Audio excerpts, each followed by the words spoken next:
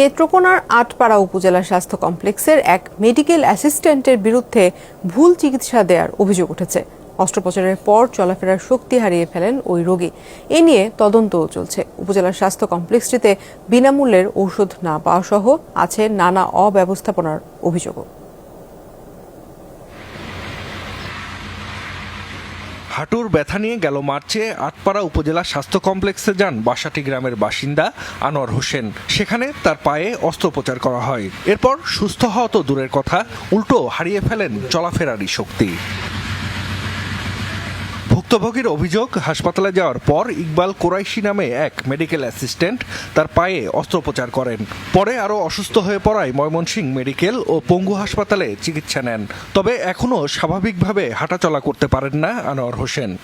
সে যদি ইমার্জেন্সি বিভাগে আছে, আমি বললাম যে আমার এখানে কি সে একটু দেখেন তো।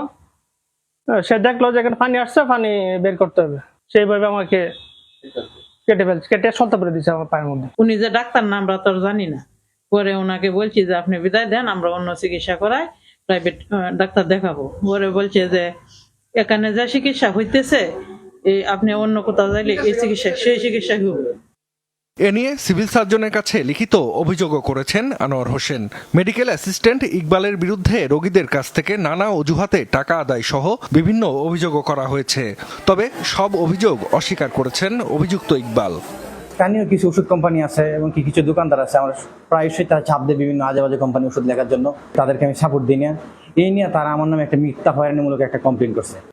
আটপাড়া উপজেলা স্বাস্থ্য কমপ্লেক্সে ঠিকমতো চিকিৎসক না পাওয়া, বিনামূল্যে ওষুধ না মেলা, অব্যবস্থাপনা সহ নানা অভিযোগ রয়েছে।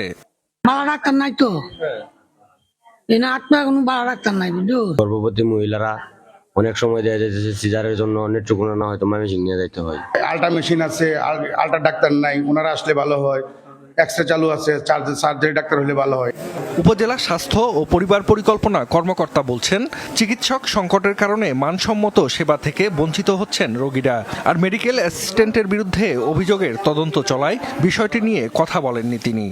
এটা এখন যে তদন্তাধীন আছে, এই ব্যাপারে না বলাই ভালো হবে। আমার কি 6 জন দিয়ে আসলে কাজ আর কি টাফ আসলে আমাদের জন্য আর কি। আর একটা ব্যাপার হচ্ছে যে ক্লিনার অনেক কম আমাদের। 50 শয্যার আটপাড়া উপজেলা স্বাস্থ্য কমপ্লেক্সে 17 জন চিকিৎসকের পদের বিপরীতে কর্মরত আছেন 6 জন। জাহিদ হাসান, যমুনা নিউজ।